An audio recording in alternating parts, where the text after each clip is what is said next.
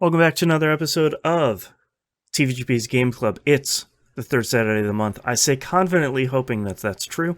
I'm your. This month we're playing The Room, 2012's The Room, mobile's The Room. I am your host Boston, playing this on iOS. I'm joined as always by Moonpier. Good afternoon, and Android tablets. And Musum.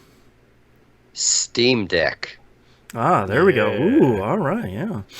All right, let's get some details about the game here before we get into our thoughts. This game was released on iOS September of 2012, which is what we'll be using for the next segment. Android March of the following year, Windows the following year, and then Switch in 2018. Developed and published by Fireproof Games, published by Team 17, you know, the Worms people, on Switch. Came out on iOS, Android, PC, and Switch. Time travel. Metacritic is 73. OpenCritic is 76. Let's talk about a surprisingly hot month for video games in September of 2012. Zen Pinball 2 came out on PSN. Mark of the Ninja came out on XBLA, Xbox Live Arcade, for those that maybe weren't around during then, which I felt like was a fairly big release when it came out. Double Dragon Neon came out on XBLA. The monstrous hit of FTL Faster Than Light came out on PC. Ah, Aha! There it is. there it is. And the game that we were... You can't interrupt me. What do you need? Go ahead, go. Hold on. The monstrous release that all of us were playing, Borderlands 2, came out. Its original release. So if you weren't playing one, you were playing one of the others in that list. Dead or Alive 5 came out as well. I think that was its original release as well. Final Fantasy 3 came out on the PSP, the PlayStation Portable. Little Big Planet PS Vita came out on the Vita. And Tokyo Jungle came out on PSN, which is a game I haven't thought about for quite a while, sadly, unfortunately. They need to re-release that. Yeah, for real. I think it would do really well now, and it was grossly misunderstood when it came out originally. All right, we're going to ask the question we ask every month, probably very colored by two of the releases here on this list. Was this game top of the pile, middle of the pack, or overlooked? We can probably, I think, unanimously agree that this was overlooked because of everything else. I'm actually going to go with middle of the pack because I feel like this reviewed really well when it came out because it was fairly inventive with the touch controls, which in 2012 was still not a thing. It's a big deal.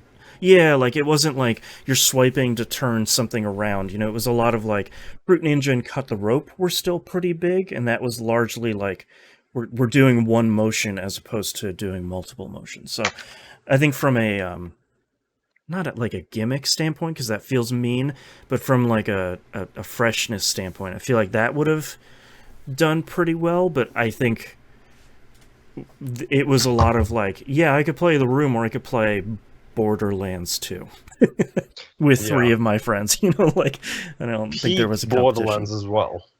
Yes, like the hottest it's ever been. I feel like that was during an era too, during the this is the last console generation, like yes. kind of BS we were getting, and so right. I best it's gonna get. A lot of people were saying, "See The Room. This is going to replace the controller." These touch right, controls. right. All right, let's get into The Room. What we liked, what we didn't like. Who would like to kick us off in our adventures? Oh, I can go real quick. Okay. I didn't like that this was shockingly similar to our last game. No, that's not our fault. No. Yeah, I don't think we realized how thematically similar these two games were going to be. Yeah. There wasn't a lot I didn't like about this game. Like, Generally speaking, I mean, I played it on a nice big tablet. Boston, I'm assuming phone. Yeah, I played it. I recently purchased an iPhone 14 Pro, so I was playing it on that, which was fine. I mean, it looks and works pretty well over there. There were a couple of times where I'm like, this is maybe too dark, but then I was thinking, I'm playing this at 9 o'clock at night in my very dark bedroom, so that's probably a good reason for that. But that was really my only like real small complaint about a lot of this. So I'm assuming the Steam Deck has touchscreens. Yes. And I would recommend not playing it on Steam Deck because the back button is the left shoulder button. And so you're moving around on your screen. Like the Steam Deck is massive and is uncomfortable to hold when your goal is to mostly do touch screen. So you're kind of holding it in the middle and then like having to move your hand to hit back. It's like, how do you hold the N64 controller? Do you hold it in the middle and not reach, or do you? Like, where'd my thumbs go? Like, don't get me wrong. I love the Steam Deck. I think it, for the most part, performed well. Occasionally, the touch screen would glitch and start spinning the screen around like crazy. But for the most part, it worked pretty well. When I hit the ending, I was like, wait, what? Like, it was kind of out of left field. I didn't really feel like it built up to it. Or if it did, maybe I just was not paying attention. But yeah, I think that's probably my only real solid complaint about this game. I should really like how the game plays around a lot with scale, where it's like you start with this very small puzzle box to just like get the lens thing, like Abstergo lens thing. And I like that each puzzle box gets grander and grander and bigger. I think near the end there were some. I think it was like maybe the second to last one, where I feel like every time I was opening a panel, a huge puzzle would come sliding out. I'm like, oh, come on. Like, there's like 2 or 3 where I'm like, all right, I unlocked this. Oh, what am I going to have to do with this thing now? Like, I felt like there was a couple of moments of frustration there, but like, I give the developers a lot of credit for making like a puzzle box game where each puzzle box didn't need you to do actually 100 steps. Like, each one of them looked really complex and looked really complicated, but a lot of the stuff they were doing was kind of just set dressing, or like, here's how cool this thing will look when we open up 6 panels on it, but you only need to interact with one thing once the thing opens up. I appreciated that there was some level of restraint there. We haven't played any of the other ones, so I'm not sure if they just go bonkers at some point, especially like with the VR one. But I felt like it was pretty restrained. So I got one more complaint before I start glowing about it. Overall, I really like this game a lot. Yeah. But as we've hopefully established by now in TVGP Game Club, I'm terrible at puzzle games. Right. I feel badly we nearly... like 1-2 punched you 2 months in a row. This game took me, it's how long to beat is like, this will take like 2 hours. It took me about 6 hours. Yeah, it took me probably about 4. 2 is like speed running. Like well, because a lot of it is like, it's like spinning the thing around constantly and being like, okay, here's that opens up another, like, it's a lot of investigation. So their tip system was often very frustrating for me, because it would be like, okay, I just found the shield thing. Where the heck do I put this shield thing? Like, I'm looking for it. I press the button. It's like, maybe you should do something with the shield thing. Yes, game. Thank you. They could have skipped the first tip in every single round of tips that I used. Right. Yes. Yes. No, really? I never would have guessed that I need to do this. I need to put this key into a lock. Oh, wow, okay. Yeah. I mean, I guess I'm complaining about a system in a 10-year-old game that, like, tip systems and these things have improved dramatically. So I'm sure whatever the Room 3 or whatever the last one they did is dramatically better. But yeah. Well, and it's interesting too, because I think looking at this game, it feels very early touch control stuff. Like, you can double tap to zoom into stuff, but you can't double tap again to zoom out. You have to pinch and zoom. So there's a lot of stuff that in like the last 10 years is kind of second nature by now, where it's like, oh, I didn't mean to go in there, I'm gonna double tap. The game's like, nope, that's not something we do here. It's like, oh, all right, okay, cool. Sorry, I didn't mean to cut off your point. Sorry. No problem. I really liked on that last puzzle where you have the table, like if you try to go to the top of the table, it's like, hey, don't look at this right now. Like, solve the sides first. Yeah. I appreciated not wasting my time there. Like halfway through the game, I got into mostly a rhythm of like, okay, what's a thing that looks like maybe it can move, you know? Yeah. Like, a lot of the puzzles were very intuitive. I enjoyed using the eyepiece a lot. I enjoyed the crazy three-dimensional stuff with the eyepiece. Yeah, some real cool stuff there. That scared me a little bit at first because it's one of those things where it's like, I played Batman Arkham City. I know all about the lining up the line of sight like visual puzzles. Like even AC Valhalla did it recently, but it never felt too bad. It never felt too complicated in order to do it correctly. Yeah, and I felt that way about most of the puzzles because they could have gotten really esoteric and hard, but for the most part, they were all fairly accessible, or you could solve them just through attrition. Well, and I like that a lot of the game had some opportunities for you to use the eyeglass thing and then find little like fingerprints where it's like, oh, I haven't used this thing to slide it or push it or whatever yet. I appreciated that. Yeah, that was pretty cool. I like all the visuals in it. I absolutely love that stuff.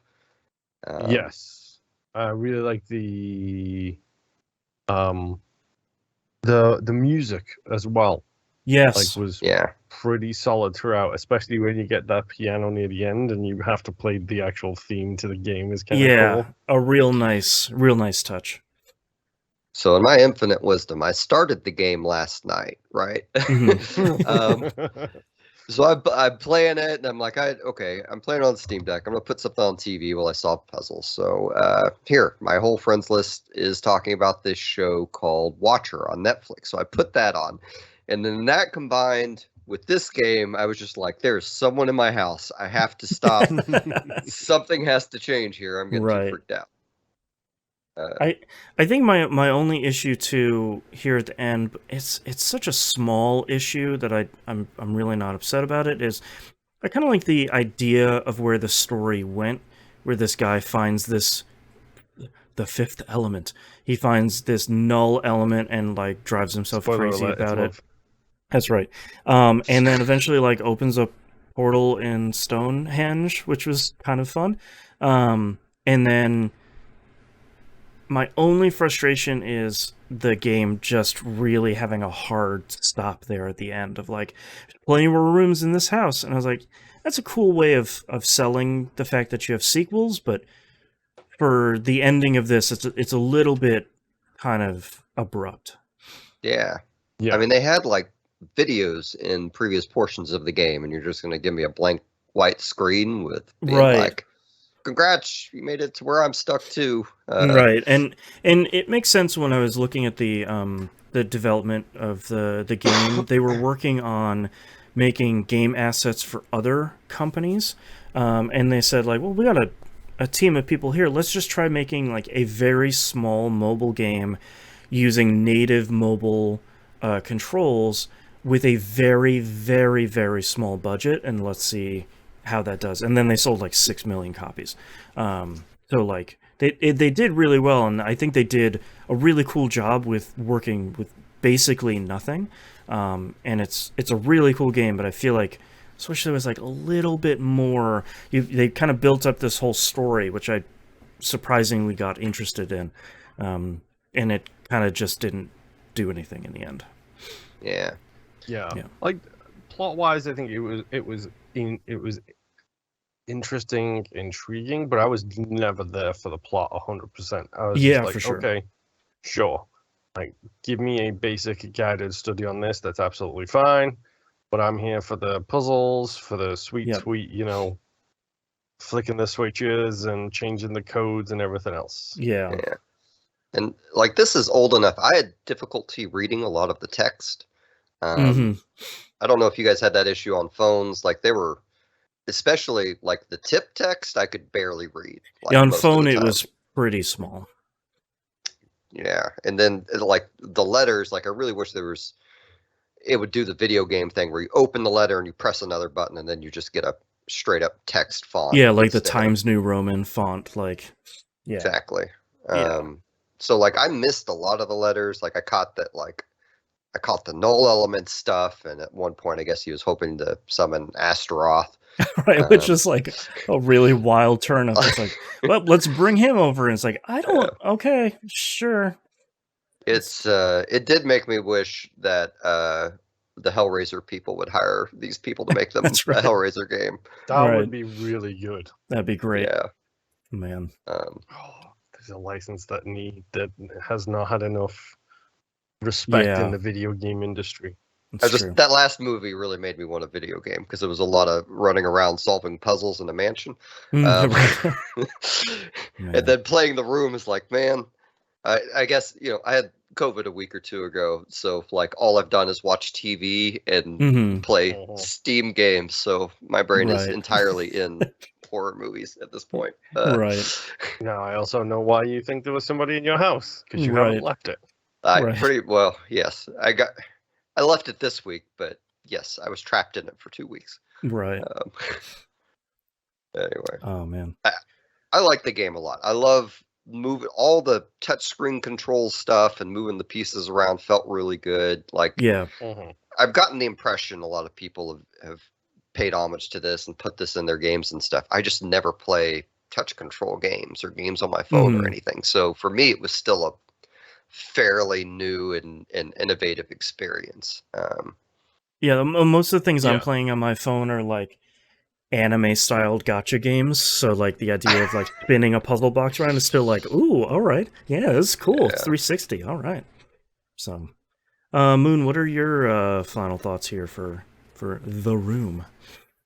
I'm generally right there with you guys. Like I really enjoyed this. Like you guys were saying, I'm not a phone game person.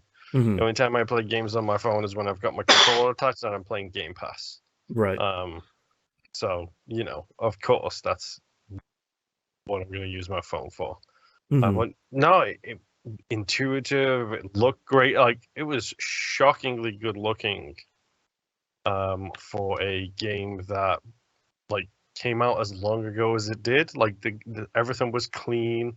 Sometimes it was not obvious what you were supposed to be sliding or flicking, so they did a really good job of, of blending things in so it's not very clearly this is the thing you interact with. Right. There's no like neon arrow saying like, hey.